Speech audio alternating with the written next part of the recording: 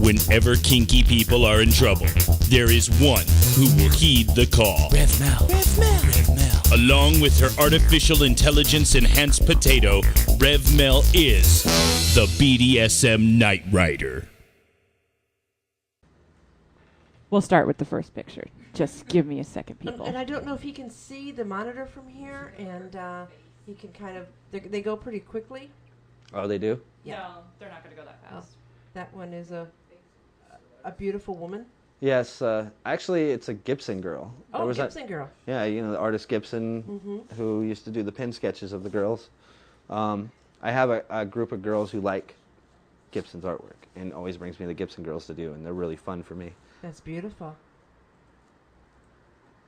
And birds on the chest with hibiscus flowers. It's kind of the old sparrows type bird, but I kind of just changed the coloring. Instead of being a normal sparrow, bluebird, or a red and black bird, I kind of gave it more of a tropical coloring. That'd be great for a stripper. Beautiful.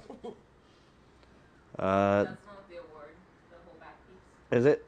That was my that was my second or third back piece ever. And how long Japanese style, actually. Can you actually explain? Do you remember what was going on within the scene? It's a Japanese maiden who was actually... There's a story about a Japanese maiden who was swimming on a giant koi. And she was interrupted by a monster. I chose to make the monster an octopus instead of like a sea dragon or some kind of Japanese lore Oni demon. I figured he was really into octopuses, so I kind of threw that vibe into it as well. She's struggling, trying to get away from the octopus, and the fish is kind of shooting out of there as well. How long would something like that take to do a back like that? That one right there took me about 39 hours. Wow. You have to stay consistent with it, or can you stop and take breaks? Well, you take breaks. Like I did the outline first, and it was a real rough outline just to get it on there. It took about an hour and a half, 2 hours. He's a big fella, very tall, very wide. So it took a minute. And well, my then phone number is... No, just joking. I hear like you big single fellows. again. Oh, good. I'll lick his tattoo.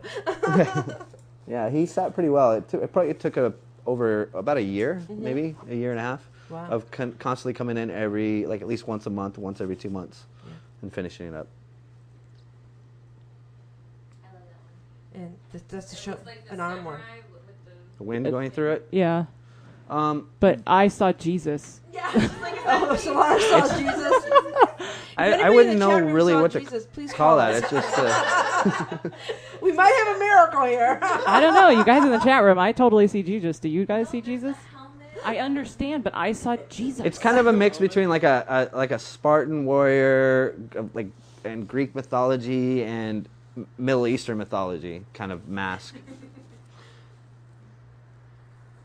This is the sleeve with the looks like the dragon. This is what I call the neo-Japanese sleeve. It's not really traditional Japanese. It's actually got little cartoony aspects to it, but every design on there is based on a traditional Japanese themed piece. This one is a tiger on the forearm. That's my feminine tiger. That's on a very, very tiny woman. A feminine? Oh, it's on a woman? So. Well, a lot of times when I do tigers, I make them look really kind of like their hair standing on end. Real crazy looking hair. On that one is very soft and very round, and it actually is more to a Japanese style painting than it is an American tiger. And how long would something like that take to get done? I'm considering it. Yeah, right. I believe that piece took me hour and a half, 2 hours, roughly. It's not as big as it might seem in the picture.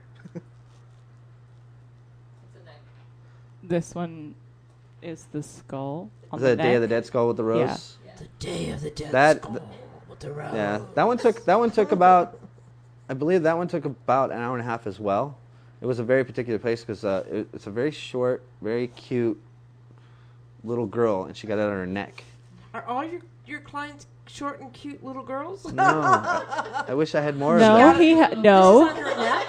This is on the side of her Meow neck. is not a short, cute little girl. She's a gorgeous woman who There is, you go. medium height. And she goes, yeah. This is the woman, it looks like, on the forearm. Yeah, this guy's what we call, it's a rockabilly kind of lifestyle. Mm-hmm. He's very into building cars and trucks. Everything he has is like pre-30s. Dirty fingernails. But he's also Latin Mexican. Yeah. And so he kind of likes his Mexican roots. So he wanted me to. I actually mostly tattooed nothing but traditional stuff on this guy in the past, and then he had me do kind of like a little chola girl kind of thing on him. So is it hard doing different nationalities because some of it doesn't show up as much? Skin tone, yes, skin tone. Skin tone is very important. Yeah, the darker you are, the harder it is to see the tattoo. Well, that's just the way it is. I mean, you guys have to obviously look back at this in the chat room if you guys are watching. But for those of you that have it pulled up right now in a large screen, I think this is one of the best rendering tattoos of an actual human person. The shading on it and shadowing of it is absolutely amazing. It's an amazing tattoo. Thanks. And the next one is another Gibson girl piece, I believe. Yes. This is the one where actually there's a full picture to it, and it's the two prettiest ladies in town at the ball, and it's filled with nothing but guys. You see a couple ladies in the background, but it's the two ladies getting ready to shake hands and meet, like do their oh hi, nice to see you this evening, but they're both carrying axes, like they're gonna go at it with each other. Typical kind of woman. Very very Highlander. There can only be one.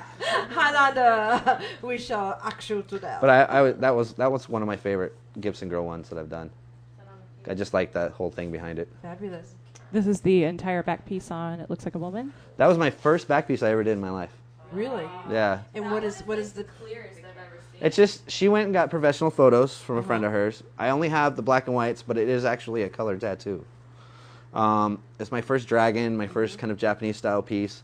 I could sit and pick it apart all day long, but it is a nice tattoo.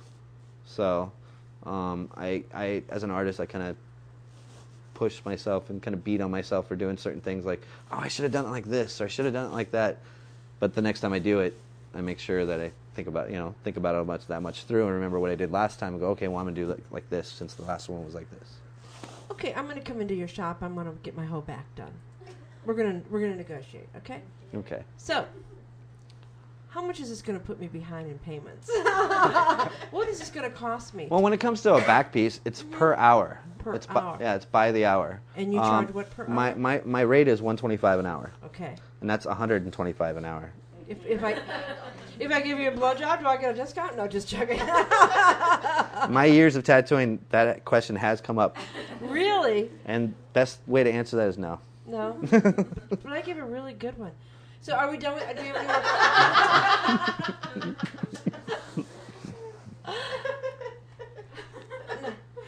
more? Do we still have more photographs? We still have more, but I think people get the general idea of the type of art that he does. And you have a book at the tattoo shop, correct? Yes, I have a portfolio there. Amongst the other guys that I work at, we all keep our portfolios. I know we're in the midst of rebuilding our website right now, so I will actually eventually have newer photos up. I know they have an old picture of me with short hair and a goatee, and then you open it up and it's tattoos that I did there when I was first there maybe 8 years ago at that shop. So and once again for the live audience and for the audience in the chat room, what is the name of this shop? Studio City Tattoo. And I want to ask you a really quick question.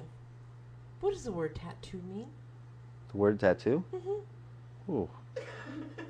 Don't put me on the spot with that one. Oh, I didn't see those. Meow's like sitting here in the back room telling Captain Dave, well, I guess, sent you the really, where... I guess he should have done homework. Let's hold on to it. Well, let's put it in anticipation. It's actually, the word tattoo comes from the sound it used to make when they would do the hand tattoos with the bamboo and the... Yes.